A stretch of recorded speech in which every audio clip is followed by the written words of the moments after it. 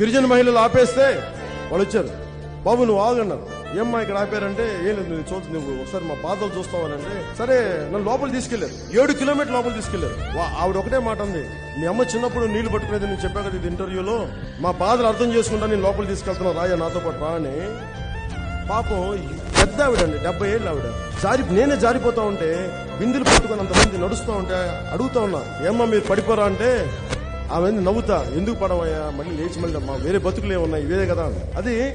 ఆవిడ ఒక అన్నం మాకు మాట చెప్తా తిరిగి నేను మీ ఫోటో కూడా ఉంటది సోషల్ మీడియాలో ఫోటో ఉంటది, మీ ఇద్దరు నవ్వుతున్నట్టు ఇద్దరు పెద్దవాళ్ళ మధ్యలో ఉంటా. ఆ ఫోటో వినే కథ ఏంటంటే అందరు చెప్తారు నాకు తెలుసు నువ్వు వస్తావని, మా పిల్లలు ఏమంటారు నీ పెద్ద కొడుకు పవన్ కళ్యాణ్ వస్తున్నాడు వాడు చెప్పుకునే సమస్యలు తీరుతాను. నేను మనస్ఫూర్తిగా ఓట్లేస్తారు ఓట్లు వేయరు నాకు తెలియదు, కానీ మనస్ఫూర్తిగా నేను మీకు అండగా ఉంటాను అందరూ చెప్తాను నిజంగా